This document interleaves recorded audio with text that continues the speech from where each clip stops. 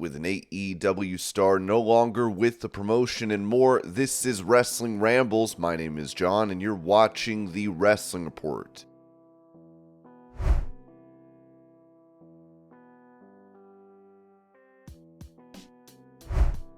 Mentioning the segment between Chris Jericho and Don Callis from AEW Dynamite, Conan said this on his Keeping It 100 podcast. I just didn't understand why out of nowhere, maybe because he's in Alberta and that's where he started, he just turned face. He just literally turned face, a babyface interview out of nowhere. Why? I don't understand that. You're a heel. What, are you a heel everywhere except your hometown? That might just be me. I like his response. Maybe. I did like that, and I wouldn't mind seeing Callis and Jericho together. I thought Jericho was getting a bit stale with the Jericho Appreciation Society thing, you know? It happens. So either one of those two things, he's either going to join Callis and become even more hated, doesn't look like it after that promo he did, or he becomes a humongous babyface going against Callis and his family.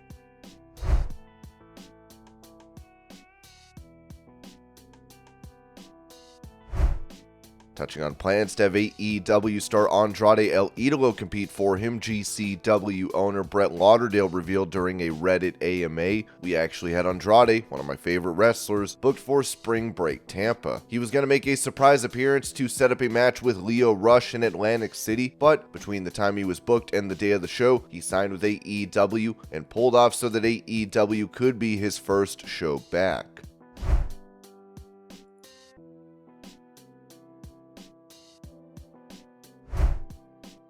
Talking about the introduction of the World Heavyweight title, the champion Seth Rollins said this to Ryan Satin, taking a shot at the undisputed Universal Champ Roman Reigns. If Roman was doing what I'm doing, there wouldn't really be a need for a secondary championship. There wouldn't be a need for another World Heavyweight Championship on Raw because we would have somebody who was doing those things, and like you said, it would give direction to the characters of the show. It would give directions to the show itself, but because of the route he has chosen and what he wants to do with his schedule and his title reign is not what I'm doing, somebody's got to fill that void. We did our best with the US Championship for a while to do that, but it never really felt like a World Heavyweight Championship, so there's got to be that person, that spot for everyone to get to and try and fight for, and I'm very happy to be that carrot that's dangling there, and I think it's a good thing. And again, if Roman was doing all of this stuff and defending the title all over the place, then we wouldn't have all these problems.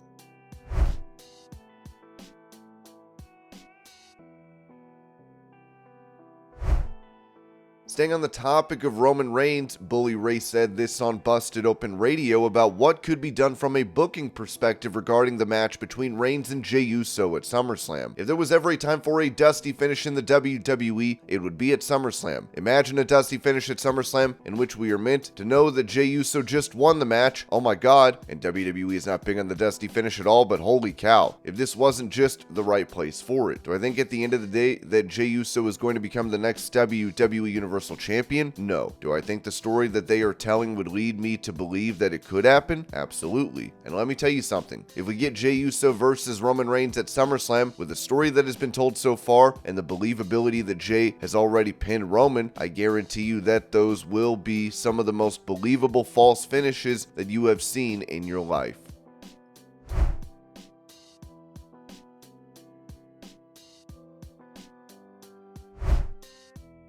Revealing that she has had mental health struggles, NXT star Amari Miller wrote on Twitter that during my depression stage, not knowing why I was changing, gaining weight, not getting along with people, trying to survive day by day, it is okay to ask for help. Mental hospitals are not a sign of weakness. I got the help I needed and I'm back healthy and happy inside and out.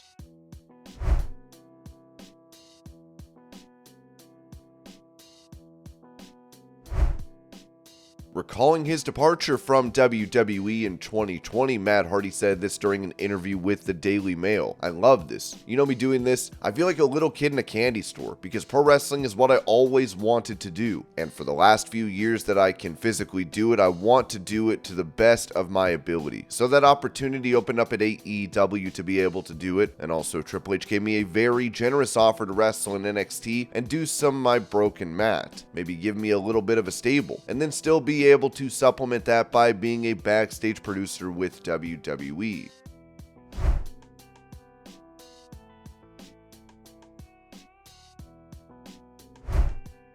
For For that same interview, Matt Hardy noted the original plans for him and his brother Jeff to win the AEW tag title prior to Jeff's DUI arrest. It was very tricky because I feel like we were right on that point where I think the Hardys were going to have a run with the AEW tag titles. And we had some stuff planned out for the next few months, and then once Jeff's incident happened, then everything was up in the air, and I was just kind of like in limbo.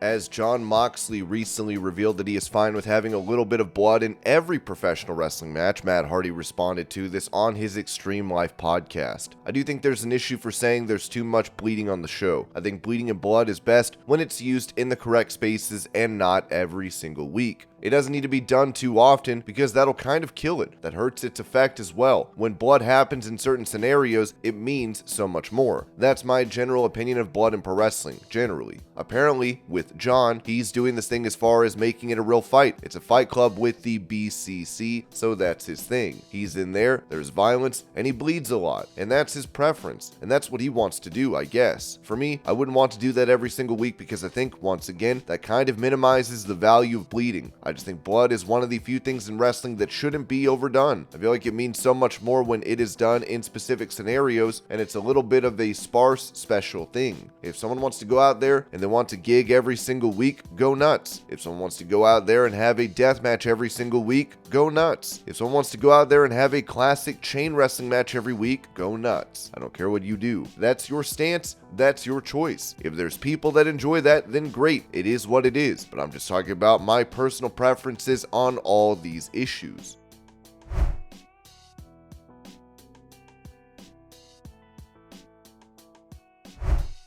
When it comes to where he got his best in the world nickname, CM Punk told Not Sam Wrestling back in the day, I stole it from Bryan Danielson. Chris Jericho stole it from Bryan Danielson. Bryan Danielson was doing best in the world in Ring of Honor, where we both come from. It was meant to be hijacked by me or something. I said in a promo, it is something I feel strongly about, and I'm the best wrestler in the world.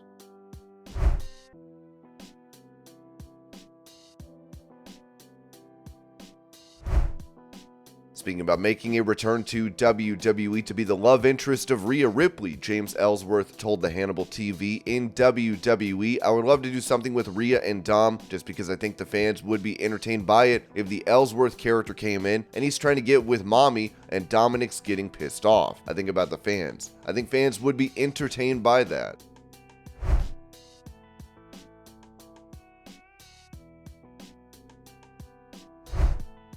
Taking to social media, Dana Brooke revealed that her mother will be undergoing a procedure, writing, let's say some prayers. Mom is going in for knee replacement surgery. Power of prayer does wonders. I appreciate you.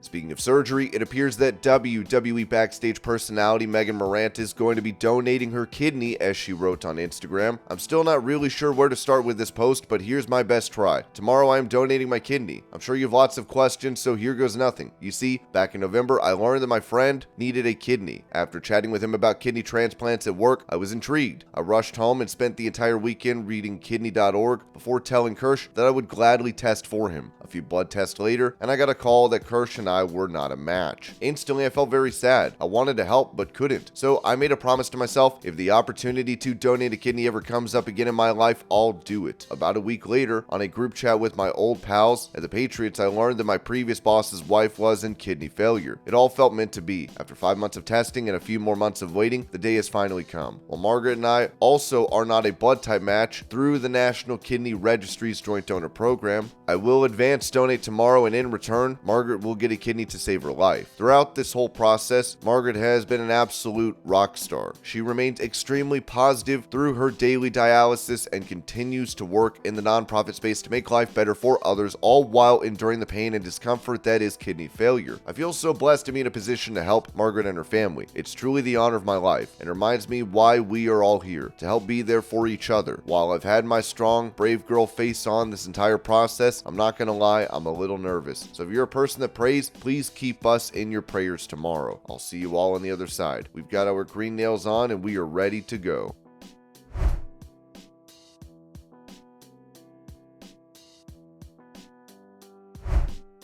It appears that an AEW star is no longer with the promotion, with it said that Brian Pillman Jr.'s AEW deal has expired. PWInsider.com has confirmed. The second generation star has exited the company. He last wrestled for AEW in May.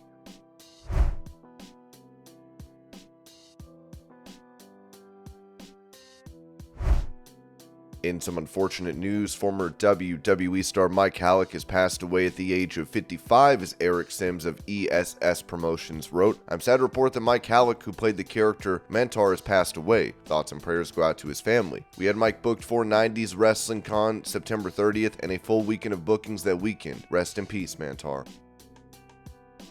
And this was your Pro Wrestling News Update. I hope you're all having a great day. Thank you so much for watching, and I'll see y'all later.